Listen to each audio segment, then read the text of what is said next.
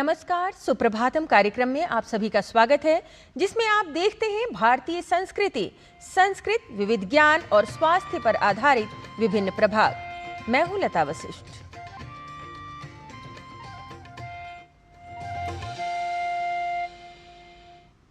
सनातन परंपरा में प्राचीन काल से ही शुभ मुहूर्त अथवा समय का विचार करके ही कोई भी नया कार्य आरंभ किया जाता है।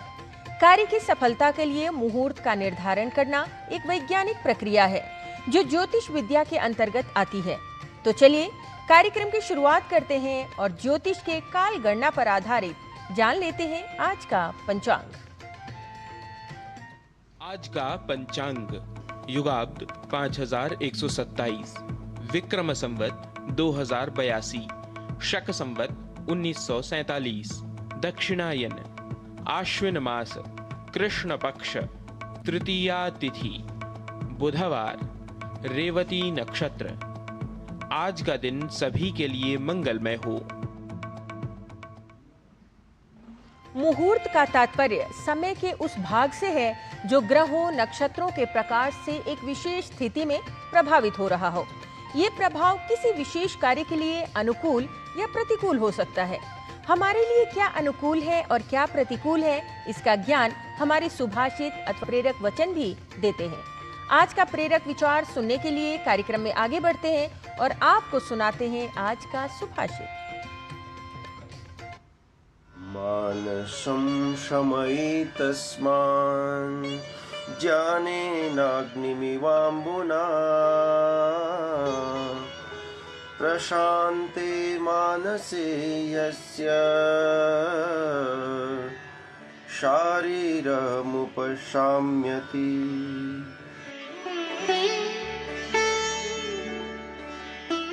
मानसिक पीड़ा से स्वस्थ शरीर भी संताप को प्राप्त कर लेता है।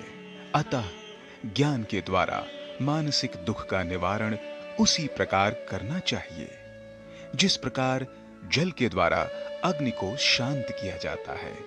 मन के स्वस्थ रहने पर शरीर स्वतः ही स्वस्थ रहता है।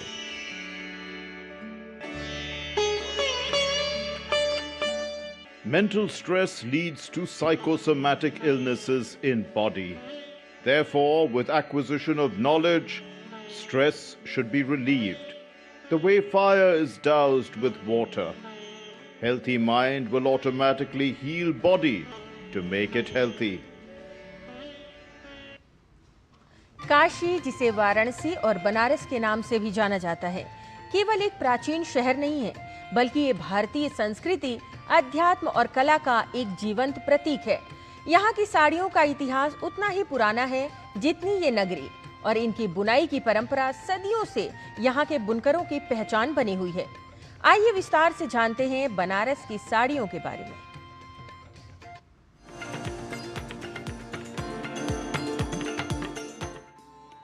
काशी यह एकमात्र नगर नहीं है, एक संस्कृति है, एक इतिहास है। यह भारतीय संस्कृति का प्रतिनिधित्व करती है। शिक्षा, कला, संगीत और शिल्पकला के लिए काशी विश्व प्रसिद्ध है। यहाँ सूती ऊनी रेशमी वस्त्रों की बुनाई की परंपरा प्राचीन काल से है। काशी की शिल्प परंपरा पूरे विश्व में विलक्षण और अद्वितीय है। यहाँ के वस्त्रों के विषय में कहा जाता है कि जितनी प्राचीन काशी है उतनी ही प्राचीन यहाँ की बुनाई की परंपरा है।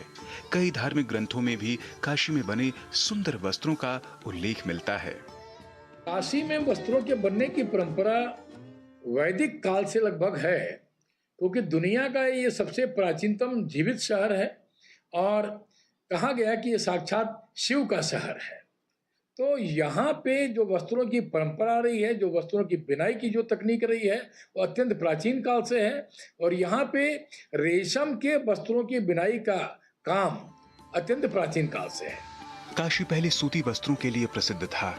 यहाँ सूती वस्त्रों की बुनाई होती थी जो बहुत ही महीन और मुलायम होती थी। फिर धीरे धीरे सूती वस्त्रों का स्थान रेशमी वस्त्रों ने ले लिया। इसके मुख्य उत्पाद बनारसी साड़ियाँ और ब्रोकेड जरी वस्त्र हैं। काशी का यह हस्तशिल्प और यहाँ के शिल्पकार ने अपनी कला के माध्यम से दुनिया को अपनी ओर आकर्षित कर लिया है। बनारसी ब्रोकेट और साड़ियाँ बनारस के व्यक्तित्व, संस्कृति एवं अन्य मान्यताओं और परंपराओं से जुड़ी हैं। इसमें कला और तकनीक पक्ष दोनों ही मिलकर विशिष्टता प्रदान करते हैं। बनारसी ब्रोकेड, जिसे हस्त निर्मित कपड़ा भी कहा जाता है, यह एक प्रकार का भारी और समृद्ध वस्त्र है जो आमतौर पर रेशम के साथ सोने और चांदी के तारों से बुना जाता रहा है। काशी का वस्त्र काश, कांशु, काश उत्तम और काश जैसे विभिन्न नामों से इसे प्राचीन काल से जाना जाता है। बनारसी साड़ी के इतिहास के बारे में अगर हम बात करें तो इसका सबसे पहला उदाहरण जो हमें साहित्यिक रूप से मिलता है वो ऋग्वेद में इसका उल्लेख हिरण्य के नाम से मिलता है। मतलब ऐसे वस्त्र जिसके ऊपर सोने से काम किया हो।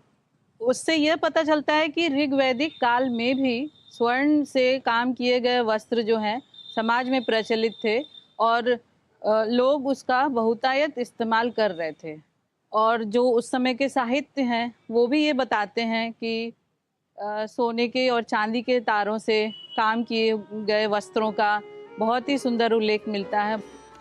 यह वस्त्र शुद्ध हस्तकला का प्रतीक है, जिसके निर्माण में अत्यधिक कलाकारी और सावधानी की आवश्यकता पड़ती है, जो देखने में बहुत ही आकर्षक होती है। प्राचीन काल से ही भारतीय ब्रोकेड को धारण करने का उल्लेख मिलता है।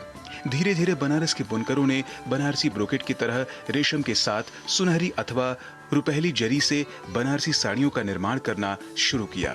बनारसी साड़ी को सौंदर्य का प्रतीक तथा सुहाग का पर्याय भी माना गया है। भारतीय परंपरा के अनुसार सभी वर्ग के लोग इसे विवाह आदि पर मूल्यवान वस्तु की तरह उपहार में देते हैं। इस उपहार में देना शुभ माना जाता है। बनारस की साड़ी जिसका लगभग जो ज्ञात इतिहास है वह लगभग 3000 वर्ष के आसपास का एक इतिहास ज्ञात है, लेकिन हमें लगता है कि शायद उससे प्राचीन ये चीजें हैं, ये इसका जरूर रहा होगा। लेकिन ज्ञात इतिहास में, क्योंकि जब हम चाणक्य के कालखंड को भी देखते हैं तो उस समय भी वस्त्रों की जो बनने की परंपरा रही है उसमें भी काशी के वस्त्रों का उल्लेख किया गया है। बनारसी वस्त्रों की विशिष्टता उनकी बुनाई के तरीकों और उपयोग की गई सामग्री में है। बुनाई के लिए सोने, चांदी और कई प्रकार के तारों का प्रयोग किया जाता रहा है, जो इन वस्त्रों को अद्वितीय और अत्यधिक मूल्यवान बनाता है। इसे भारतीय परंपरा की सांस्कृतिक धरोहर का एक महत्वपूर्ण हिस्सा माना जाता है। राजमंगल पांडे के साथ जनेंद्र सिंह की रिपोर्ट, डीडी न्यूज।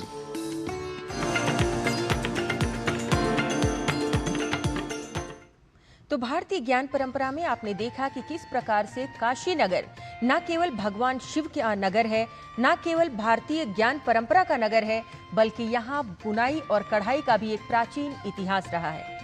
कार्यक्रम में अभी समय है एक ब्रेक का। ब्रेक के बाद लौटेंगे तो बात करेंगे स्वास्थ्य की।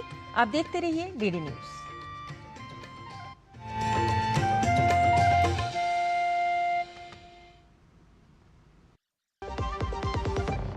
सस्ते वाले दाल मसाले स्वाद हुआ बेकार। MDH की हल्दी मिर्ची धनिया करे कमाल। ये रंग दे, ये खुशबू दे, ये तीखा, ये कम पड़े। क्या निराला MDH मसाला।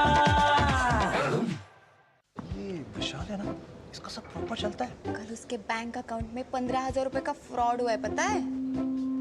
इसको तो कोई टेंशन ही नहीं होती है। देखना। टेंशन क्यों? मेरी कोई गलती नहीं थी। फिर भी फ्रॉड होने पर मैंने तुरंत बैंक को इन्फॉर्म कर दिया। RBI कहता है अगर आपके अकाउंट से किसी ने धोखे से पैसे निकाले हैं तो बैंक को जल्द से जल्द इन्फॉर्म कीजिए। 3 दिन के अंदर इन्फॉर्म किया तो कोई नुकसान नहीं होगा। जितना लेट करोगे उतना ज्यादा नुकसान। और सुन, सब चलता नहीं है, प्रॉपर चलाना पड़ता है। RBI कहता है जानकार बनिए, सतर्क रहिए। दादू, ये प्रीमियम क्या होता है? बेटा, प्रीमियम मतलब समझ लो पेट्रोल। जब तक कार में पेट्रोल है तब तक कार चलेगी। पेट्रोल खत्म, कार स्टॉप। पर पापा, इस बार पेट्रोल खत्म होने पर भी कार चलती रहेगी। वो कैसे? LIC के जीवन लाभ में प्रीमियम पेमेंट हो जाए स्टॉप, पर पॉलिसी के फायदे चलते रहते हैं। मतलब अब लाइफ की गाड़ी चलेगी नॉन स्टॉप। LIC हर पल आपके साथ। जिन्होंने यूज किया है वो जानते हैं असली हींग का स्वाद। MDH सुपर हींग, शुद्धता का असली तड़का। MDH।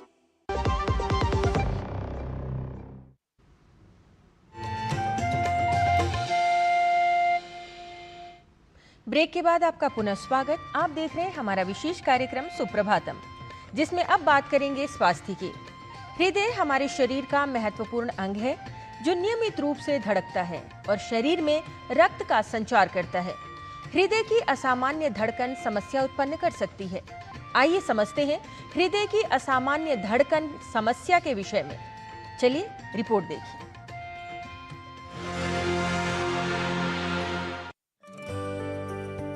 एरिथमियाज यानी दिल की अनियमित धड़कन एक ऐसी स्थिति है जिसमें धड़कन सामान्य नहीं रहती।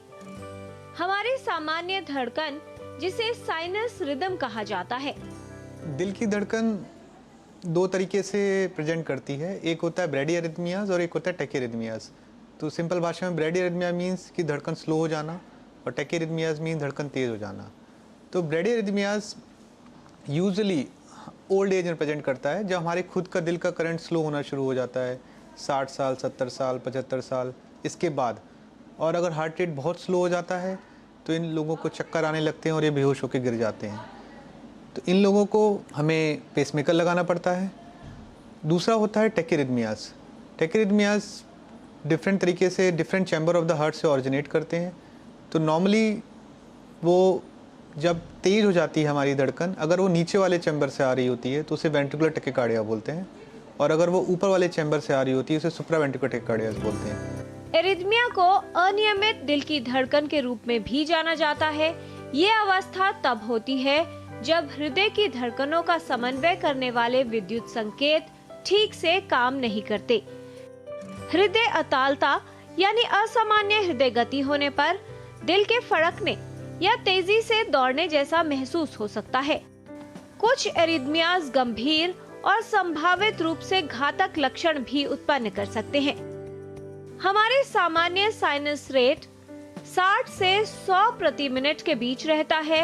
जब व्यक्ति की धड़कन 100 प्रति मिनट से अधिक हो जाती है तो उसे टैकी एरिथमिया कहा जाता है, और यदि ये धड़कन 60 प्रति मिनट से कम हो जाती है तो इसे ब्रेडी एरिथमिया कहा जाता है। ट्रीटमेंट की बात करें तो एसवीटीज जो सुप्रावेंट्रिकुलर टैकीकार्डिया ऊपर वाले चैम्बर से आ रहे होते हैं, तो इनका इलाज काफ़ी सिंपल होता है, इजी होता है। या तो मरीज़ दवाइयाँ खाना पसंद करता है, और यदि दवाइयाँ खाने के बाद भी उसे दोबारा धड़कन हो रही होती है तो हम उसे एक ऑफ़र करते हैं इस बीमारी का इलाज, जिसे EPS RFA बोलते हैं, इलेक्ट्रोफिजियोलॉजिकल स्टडी, जिसमें हम पहले स्टडी करते हैं धड़कन किस चैम्बर से आ रही है, उसका सर्किट कहाँ है, और रेडियो फ्रिक्वेंसी एब्लेशन। हम इसको डायग्नोज करके उस पर एक छोटा सा करंट का सर्किट देके उसको जला देते हैं। बात आती है अब नीचे वाले चैम्बर की, जिसे वेंट्रिकुलर टैकीकार्डियाज बोलते हैं। वो अगर हार्ट अटैक के बाद होना शुरू हो जाता है, जो नॉर्मली देखा जाता है, उन लोगों को हम एक डिवाइस लगाते हैं। एक डिवाइस होती है जिसका काम होता है शॉक देना और उनकी जान को बचाना, जिससे वो हॉस्पिटल पहुंच जाएं। तो डिवाइस का काम सिर्फ एक शॉक देना होता है, वो धड़कन को होने से नहीं रोकता है, बट वो इमरजेंसी में शॉक देके मरीज़ की जान बचा लेता है। फिर एज ए कार्डियोलॉजिस्ट हमारा मकसद होता है वो अगर उसको बार बार शॉक लग रहा है तो दिल में जाके उस सर्किट को ढूंढ के जलाना, उसे भी हम EPS RFA के थ्रू ट्रीट कर सकते हैं। कई कारक हैं जो असामान्य हृदय गति के खतरे को बढ़ाते हैं, यानी एरिथमियाज की संभावना को बढ़ा सकते हैं।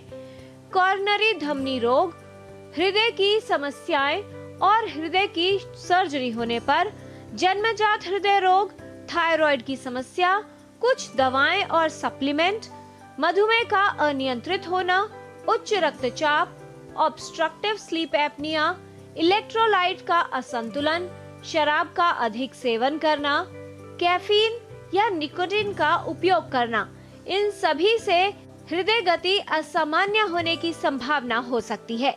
तो पेसमेकर लगने के बाद एक व्यक्ति एक बिल्कुल नॉर्मल लाइफ जी सकता है, जैसे हमारे जैसी, और उसके जीवन की आयु पे कोई फर्क नहीं पड़ता। थोड़ी बहुत सावधानियां रखनी पड़ती हैं वो initial part of the pacemaker जब लगता है। तो अगर वो बाएं साइड से हम इसीलिए लगाते हैं क्योंकि मरीज नॉर्मली हमारे यहाँ राइट हैंडेड होते हैं सारे, तो बाएं हाथ के साइड के हाथ को थोड़ा उठाना कम है, और धीमे धीमे धीमे जब 1 महीना हो जाए, 1.5 महीना हो जाए, जो घाव भर जाता है, फिर वो पूरी एक नॉर्मल लाइफ जी सकता है। एक इम्पॉर्टेंट चीज़ होती है कि जब वो मशीन से गुजरता है, मैग्नेटिक डिटेक्टर से गुजरता है, तो कई लोग बोलते हैं अगर वो मैग्नेटिक बैंड अगर हम वहाँ पे घुमाएंगे तो वो इंटरफेयर करता है, but normally over the year से देखा गया है कि जो सिंपल पेसमेकर होता है उस पर अगर आप मैग्नेटिक बैंड लगाएंगे तो उसको कुछ फ़र्क नहीं पड़ता। तो आप अपना कार्ड आप अपने साथ हमेशा रखें, और जो भी सिक्योरिटी का एजेंट होगा उसको आप बता दें कि मेरा यहाँ पेसमेकर लगा हुआ है, तो आप उस पर अपना मैग्नेटिक बैंड ना चलाएं। असामान्य हृदय गति का उपचार अधिकतर तेज, धीमी या अनियमित हृदय की धड़कन को नियंत्रित कर किया जाता है।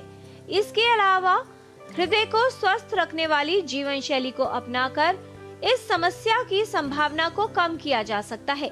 यदि आपके हृदय की धड़कन असामान्य या अनियमित रहती है तो इसे लेकर लापरवाही न करें, एक विशेषज्ञ को दिखाएं, इसका कारण जानें और सही उपचार करवाएं। किरण भारद्वाज, डीडी न्यूज।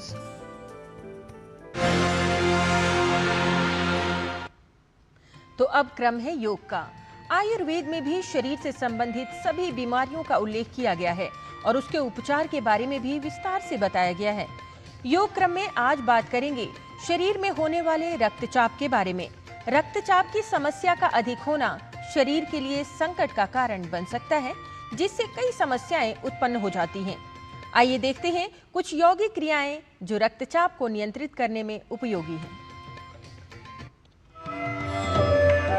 गलत जीवन शैली, गलत खान पान, तनाव पूर्ण जीवन शैली बहुत सारी समस्याओं की जननी है और उसमें से एक लाइफस्टाइल डिसऑर्डर है जिसका नाम है ब्लड प्रेशर हाई हो जाना, हाई ब्लड प्रेशर या हाइपरटेंशन। आप सभी आजकल नोटिस कर रहे होंगे कि हर दूसरे व्यक्ति को हाइपरटेंशन का प्रॉब्लम है, हाई ब्लड प्रेशर का प्रॉब्लम है।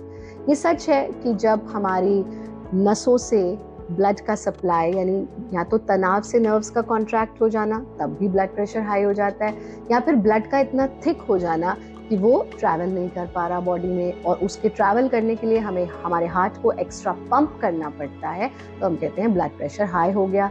जब हार्ट थक जाता है पंप करते करते तो वो हल्का पंप करने लगता है, हम कहते हैं ब्लड प्रेशर लो हो गया। दोनों ही स्थिति आपके लिए डेंजरस है। दोनों ही स्थिति में हमारे हृदय पर बहुत जोर पड़ता है।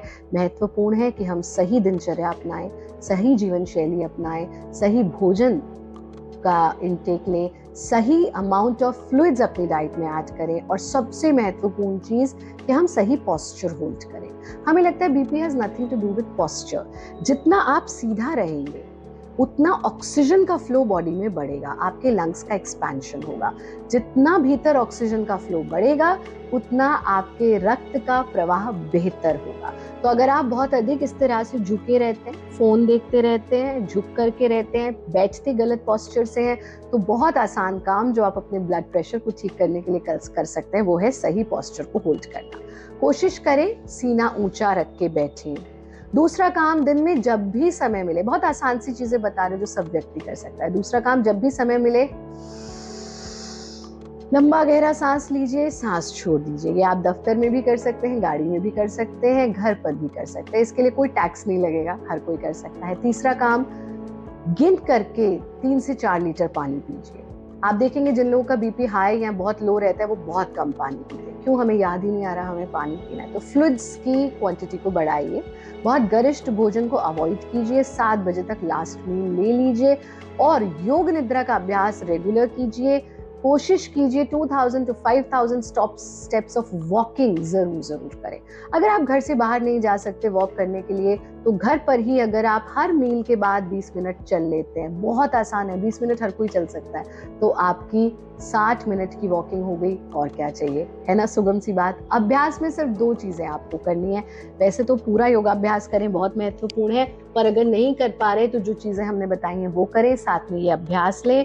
ये इंस्टेंटली आपके ब्लड प्रेशर को रेगुलेट करता है। जब बीपी बढ़ा हुआ है या घटा हुआ है, दोनों स्थिति में ये आपको लाभ देगा। आपको इस तरह से वज्रासन में बैठना है।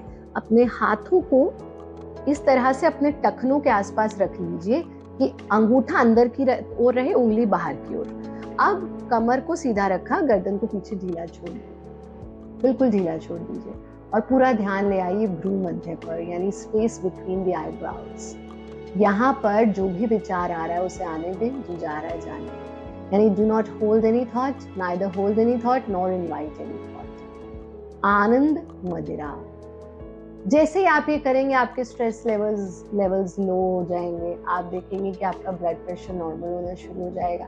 नॉर्मल ब्रीदिंग के साथ जितनी देर ऐसे बैठ सकते हैं बैठें। गर्दन को वापस ले आए, हाथों को वापस ले आए। इस तरह से हाथ की मुट्ठी बनानी है, सामने से देख लीजिए।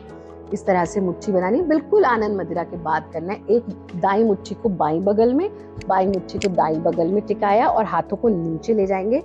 प्रेशर आपकी मुट्ठी का बगल पर पड़ेगा। गर्दन को आगे ढीला छोड़ दीजिए और सिर्फ सांस पर ध्यान टिकाना। आप देखेंगे नॉर्मल ब्रीदिंग बिल्कुल आपको करनी है। थोड़ी देर नासाग्र पर, टिप ऑफ द नोज पर ध्यान टिकाएंगे।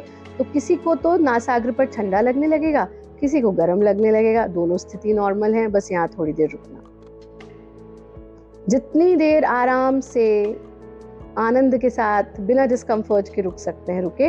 हाथों को वापस ले आइए, गर्दन को सीधा कर दीजिए। है ना आसान सा काम। यानी आनंद मदिरा फॉलोड बाय पादाधिरासन। इसको आप 2 से 3 बार रिपीट भी कर सकते हैं। रेगुलर अभ्यास कीजिए, जो प्रिकॉशंस बताई गई उनका अभ्यास करें, और बाकी हर चीज़ अधूरी है, हंसना बहुत ज़रूरी है। दिन में 5 बार दिल खोल करके ज़रूर हंसे। हमारा कार्यक्रम देखते रहें, खुश रहें, आनंदित रहें। तो नियमित योगिक क्रियाओं के अभ्यास से अपने शरीर को कैसे स्वस्थ रखा जा सकता है, ये आपने देखा। चलिए अब बात करते हैं संस्कृत शिक्षा की। और संस्कृत सीखने के लिए आइए अब चलते हैं संस्कृत पाठशाला की कक्षा में और सीखते हैं कुछ संस्कृत के सरल और दैनिक जीवन में प्रयोग होने वाले व्यावहारिक वाक्य। चलिए कविश द्विवेदी के पास।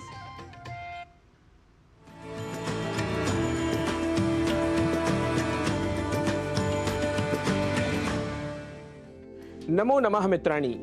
भाषा प्रभागस्य एतस्यां संस्कृत कक्षायां भवतां सर्वेषामपि स्वागतम्। मम नाम गवीशः। संस्कृत कक्षा में आज हम यात्रा से वापस आए किसी परिचित से होने वाले संवाद को कुछ वाक्यों के माध्यम से संस्कृत में बोलना सीखेंगे। हमें यदि पूछना हो कब आए, तो हम कहेंगे कदा आगतवान। कदा आगतवान। क्या आज सवेरे आए? यदि इस वाक्य को संस्कृत में बोलना हो तो कहेंगे किम अद्य प्रातः आगतवान। किम अद्य प्रातः आगतवान।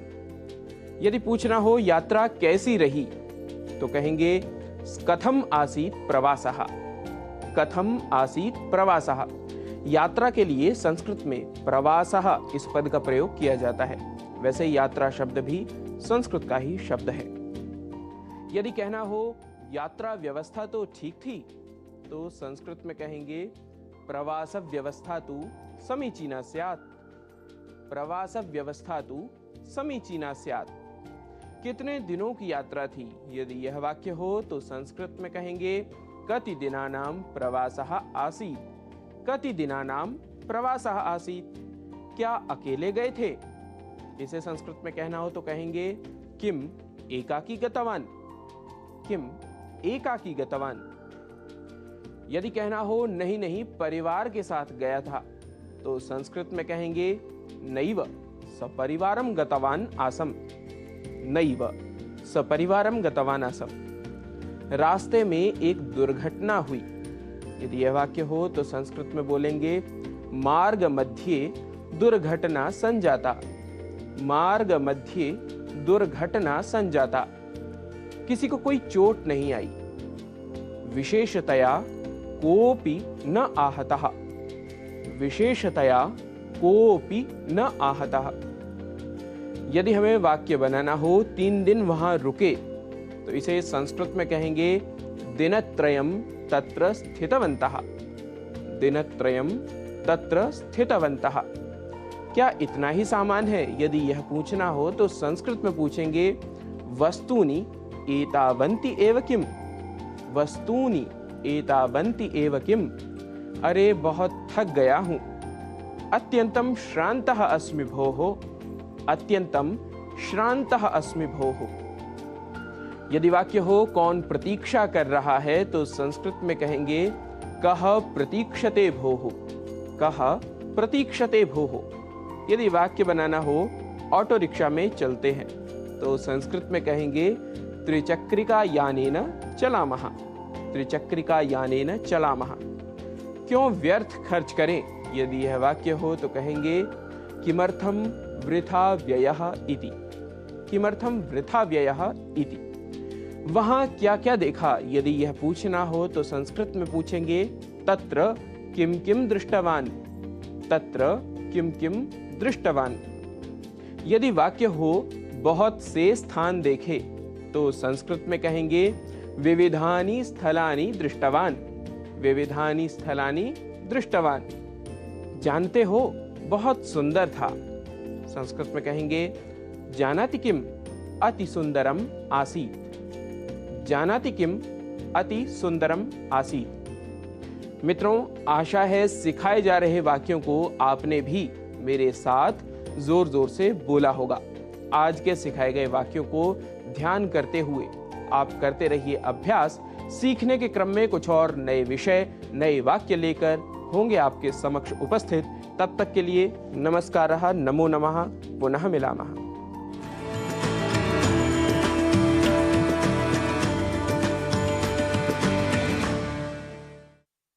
यदि किसी वस्तु या लक्ष्य की प्राप्ति के लिए व्यक्ति अपने मन में संकल्प कर ले तो उस वस्तु या लक्ष्य से मन को रोकना उतना ही कठिन होता है जितना ढलान की ओर बहते पानी के प्रवाह को वापस ऊपर की ओर मोड़ना।